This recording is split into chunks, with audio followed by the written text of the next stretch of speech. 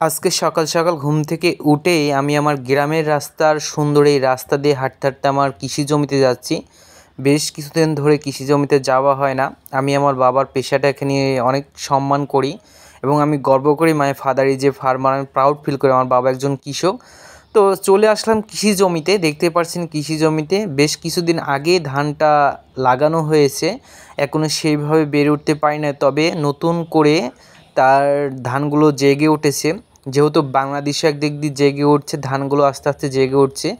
সবুজ শ্যামল এই বাংলাদেশের এত সুন্দর ধান, ইনশাল্লাহ ধানগুলো খুব ভালোই হবে। তো আমি গুটি গুটি পায়ে চলে আসলাম কৃষি জমিতে গিয়ে আপনাদের মতো তুলে ধরলাম এবং কৃষি জমিতে এসেই আমি কাজ শুরু করে দিলাম। দেখতে পাচ্ছেন আমি কৃষি জমিতে এসে কাজ শুরু করে দিয়েছি, যেহেতু কাজ অনেকদিন করা নাই। আমি বাবার সাথে অনেকদিন কাজ করছিলাম, পানি আছে এই জন্য আপনাদের মাঝে একটু তুলে ধরলাম। খুব সুন্দর একটা মুহূর্ত, ওয়েদারটা খুব সুন্দর। কৃষিকাজ করার মতন সম্মানজনক কাজ কোথাও নয়, কিন্তু বাংলাদেশে কেন যেন কৃষিকাজকে কেউ সম্মান দেয় না, কেউ মূল্যায়ন করে না। তো আমি আমার বাবার পেশাটা ধরে রাখার জন্য কাজের এই কাজগুলো আমি পছন্দ করে থাকি এবং আমি কৃষিকাজগুলো ধরে রাখার চেষ্টা করি এবং প্রত্যেকজন কৃষককে আমি অনেক ভালোবাসি, আমি সম্মান করি কৃষকদের।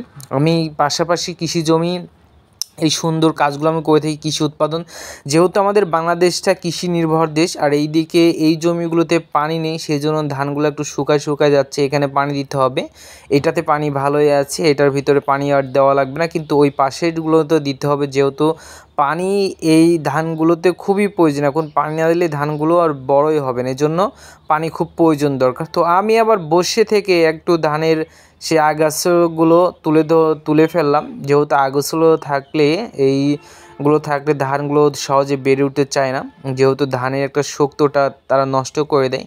সো অনেক দিন পর আমার কাছে খুব ভালো লাগছে যে কৃষি জমিতে এসে কাজ করার মুহূর্তটা আমি আপনাদেরকে বলে বোঝাতে পারবো না।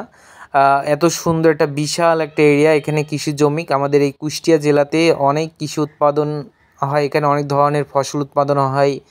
ধান, শাকসবজি, বেগুন, টমেটো, গাজর, অনেক ধরনের সবজি এখানে উৎপাদন হয়, সেটা আমি আপনাদের মধ্যে তুলে ধরলাম। এবং আমি গুটি গুটি পায়ে আমাদের এই যে ধানগুলো লাগানো হয়েছে সেটা আমি আপনাদের তুলে দেখাচ্ছি যে কত পড়ে গিয়েছিলাম আপনাদের ভাই এখনই পড়ে গিয়েছিল। তো আমি আপনাদের মধ্যে তুলে দেখাচ্ছি এবং কৃষি জমিতে কত পরিমাণ ধান আছে এখান থেকে দেখছেন ওই পর্যন্ত ধান আর ধান শুধু, আর আমি এর মাঝখান দিয়ে হেঁটে যাচ্ছি। আর মেঘের ওয়েদারটা মানে খুবই সুন্দর একটা ওয়েদার। আর এই দিকে ফাঁকা মাঠের ভিতরে দেখেন একটা বাড়ি করেছে, খুব সুন্দর একটা বাড়ি হয়েছে, কিন্তু যেখানে কোনো কিচিরমিচির নেই, কোনো ধরনের আওয়াজ নেই, নিরিবিলি নিস্তব্ধ একটা জায়গা, খুব সুন্দর একটা জায়গা, আমার কাছে খুবই পছন্দের একটা জায়গা। আর এইদিকে ধানগুলো দেখতে পাচ্ছেন, ধান